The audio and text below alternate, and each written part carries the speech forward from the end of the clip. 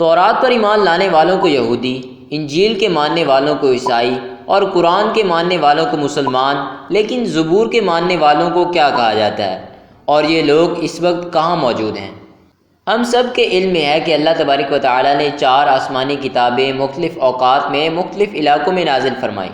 ترتیب کے لحاظ سے تورات، زبور، انجیل اور آخر میں قرآن مجید نازل ہوا، لیکن پوری اسلامی تاریخ میں آپ کو زبور کا ذکر نہیں ملے گا۔ مگر کیوں اس الہامی کتاب کو اتنا زیادہ ڈسکس نہیں کیا جاتا جتنا زیادہ تورات، انجیل یا قرآن کو کیا جاتا ہے؟ کیا اب بھی یہ اپنی اصلی حالت میں موجود ہے؟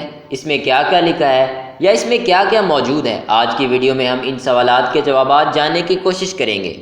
زبور اللہ کے ایک جلیل القدر پیغمبر حضرت داؤد علیہ السلام پر نازل ہوئی۔ زبور کے نزول کا وقت اور اس کے نزول کی وجہ کو سمجھنا نہایت ہی ضروری ہے۔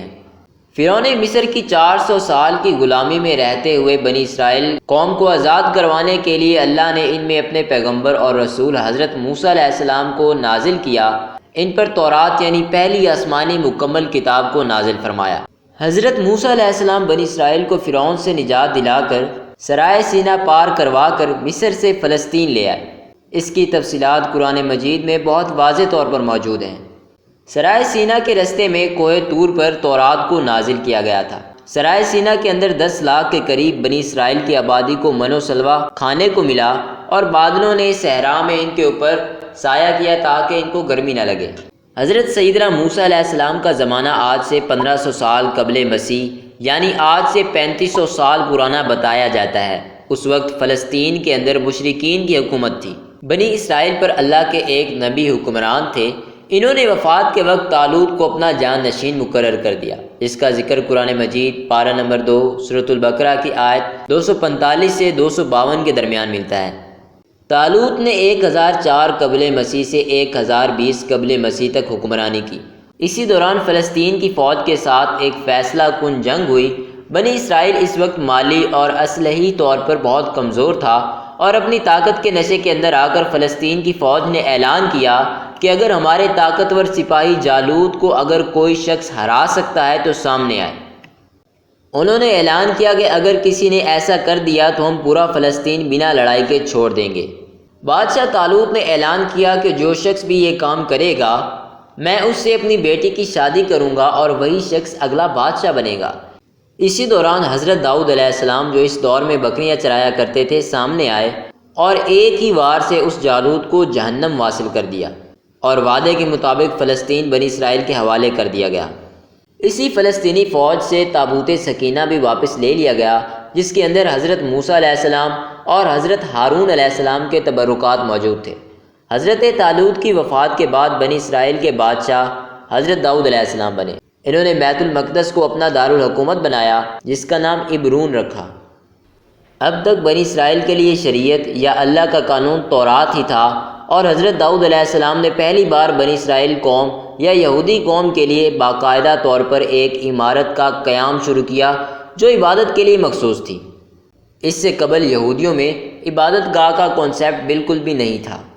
اس عمارت کا نام ہیکل سلیمانی رکھا گیا کیونکہ اس عمارت کی تعمیر حضرت داؤد علیہ السلام کے دور میں نہ ہو سکی، بلکہ حضرت داؤد علیہ السلام کے بیٹے اور جلیل القدر پیغمبر حضرت سیدنا سلیمان علیہ السلام کے دور میں ہوئی، اس لیے اس کو ہیکل سلیمانی کا نام دیا گیا۔ اب چونکہ بنی اسرائیل کے پاس شریعت بھی تھی اور عبادت کا تصور بھی تھا، لہٰذا حضرت داؤد علیہ السلام کی زندگی میں ان پر زبور نازل ہوئی، جس کا لفظی مطلب ہے ٹکڑا۔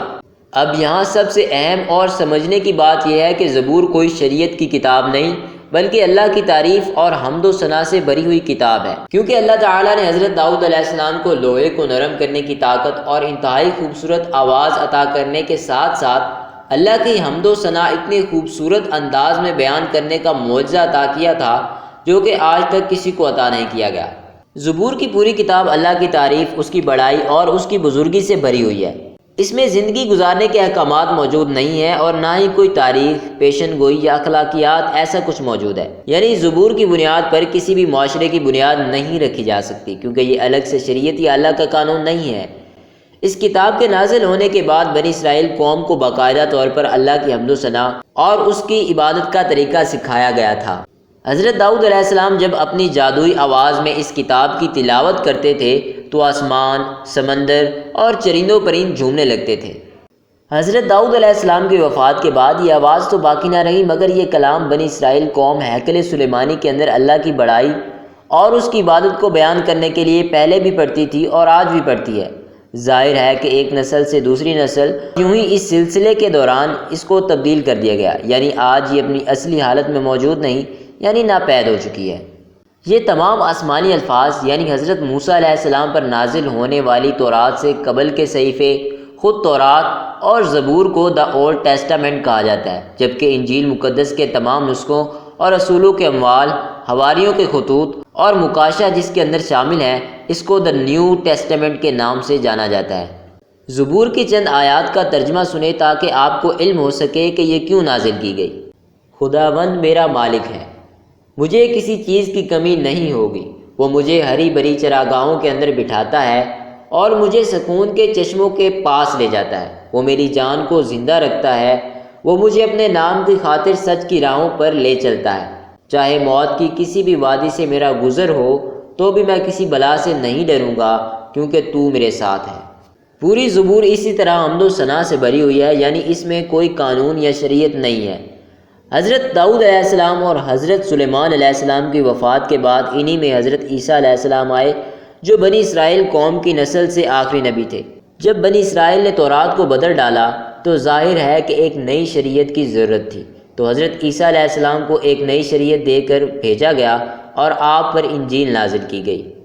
اگر آپ کو یہ ویڈیو اچھی لگی ہو تو چینل کو لائک اور سبسکرائب کر دیں، ساتھ میں بیل آئیکن کو بھی دبا دیں تاکہ ہر آنے والی نئی ویڈیو آپ تک پہنچ سکے۔